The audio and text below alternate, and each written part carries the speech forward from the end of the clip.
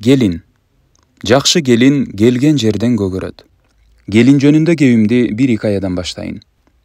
Gelin менен кайнене такыр тил табыша албай коюптур. Кайненеге gelиндин жасаганы жакпайт, ал эми gelинге кайнененин мамилеси төп келбейт.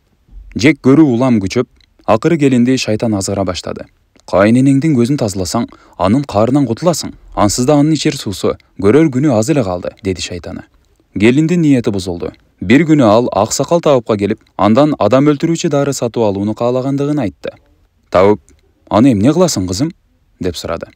Gelin кайненеси менен болуп жаткан окуяны төкпөй чачпай айтып, андан кутулуунун мындан башка айласын таппадым, деди. Аксакал ага макул болуп, кичинекей баштыкка салынган чөп дарыны алып чыкты да, кызым, бул дарыны күн сайын кайненеңдин тамагына аз-аздан кошуп бергин. Bir канча убакыт өткөн соң, бул дары таасирин тийгизип, кайненең каза болот. Жана сенден эч ким күмөн санабайт. Ананда ал сени байкап калбасы үчүн тамакты абдан даамдуу жаса, жана кайненеңе жакшы мамиле кыл, деди. Gelin сүйүнүп дарыны алып үйүнө келет. Ошол күндөн баштап кайненесине тамак жасаганда дарыдан бир аз кошуп коет. Кайненеси күмөн санап калбасын деп, тамакты абдан даамдуу жасайт. Кайнене эмне десе ошого макул болуп жакшы мамиле кылууга өтөт. Күн өткөн сайын gelининин мүнөзү өзгөрүп, тамакты да даамдуу жасап калганына ичи жылган кайнене ага жакшы сөздөрүн айтып, каарын төкпөй калат. Дагы бир аз убакыт өтүп, кайнене gelinin өз кызындай жакшы көрүп, эркелетип бапестей баштайт. Кайнененин жакшы мамилесине ичи жылган gelin кылган кылыгына өкүнүп, түнү менен ыйлап чыкчу болду. Кайненесин өлүмдөн кантип алып калуунун жолун издейт. Акыры баягы табыпка кайра келет. Эмне болду кызым? Сага дагы кандай дары керек? Дейт табышка. Ата, мен туура эмес иш кылыпмын. Кайненем мага өтө жакшы мамиле кылып жатат. Анын жанын сактап кала турган дары таппасаңыз болбойт, дейт gelin шашкалактап. Көптү көргөн табып, мыйыгынан жылмаят. Кызым, кайненеңдин өмүрүн эле эмес, силердин үй бүлөңөрдү да сактап кала турган дарыны өткөндө эле бербедимби? Хикаяда эмес, турмушта ушундай табыптар көп болсо, миңдеген үй бүлөлөр сакталмак. Миңдеген тагдырлар бузулмак эмес. Миңдеген балдар тирүүлөй жетимдиктин көз жашын агызмак эмес. Дегеним бизде ажырашуулардын көбү жубайлардын мамилесинен эмес, кайнене менен gelиндин келишпестигинен улам болот экен. Кудайым кайненелерге да, gelиндерге да инсап берсин. Бул дүйнөгө бир жаралабыз. Улам эле жаралып жаткан жерибиз жок. Балдарыбызды үйлөнтүп, кайра ажыраштырып, кайра үйлөнтүп, кайра ажыраштыра бергидей тиги Нух пайгамбардын доорундагыдай 900 жыл же 1000 жыл жашасак эмне? Ашып кетсе 60, 70 жыл араң жашайбыз. Бул дагы бизге улам үйлөнүп, улам ажырашуу үчүн берилген өмүр эмес. Өмүрдүн, жашоонун максаты такыр башка. Кагылайын gelиндер, жана жакын арада gelin деген ардактуу наамга ээ боло турган кыздар. Азыр силерге кайрылайын. Бул китеп колуңарга тийип калса, ушул бөлүмдү жөн эле окуп койбой, жүрөгүңөрдүн төрүнө сактагыла. Айтылгандардын баарын ийне жүйүнө чейин аткаргыла. Бул силерге жогоруда сөз болгон табыптын дарысындай эм болот. Жашооңорду өзгөртөт, көз жашыңарды кургатат, үй бүлөңөрдү сактайт, балдарыңарды тирүүлөй жетим, өзүңөрдү тирүүлөй жесир калуудан сактайт.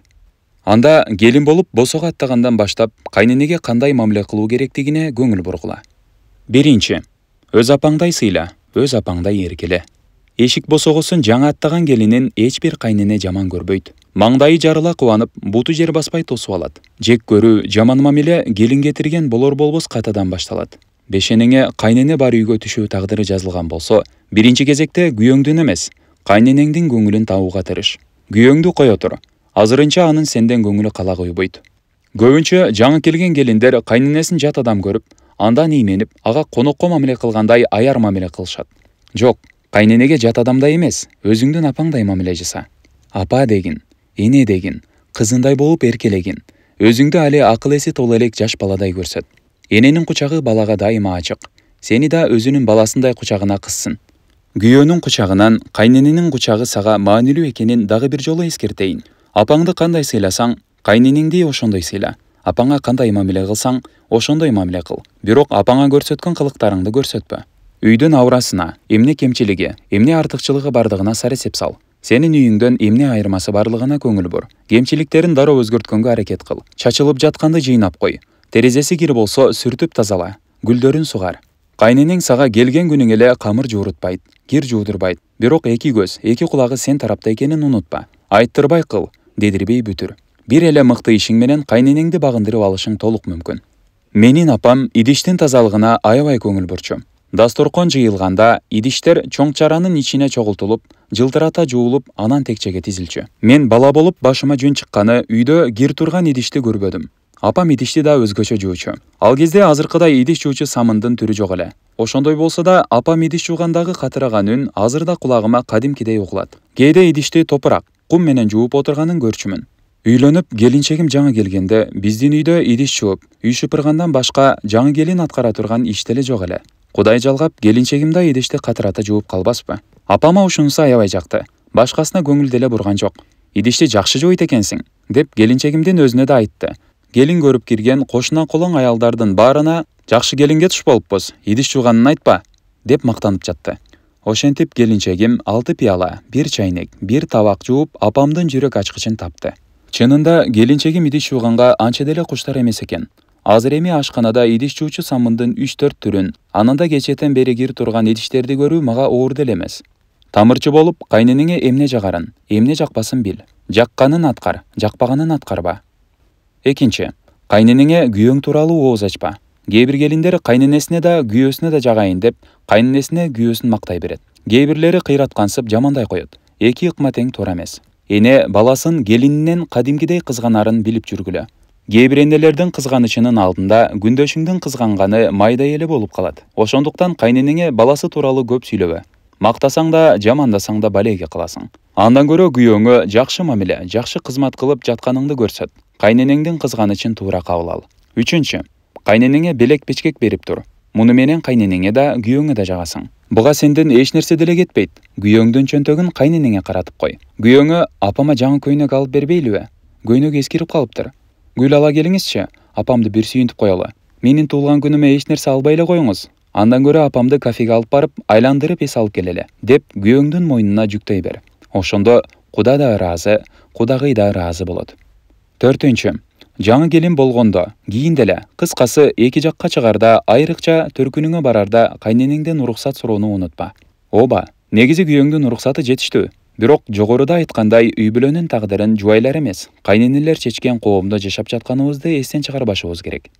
Бешинчи, балдарыңды кайната кайненеңден алыстатпа.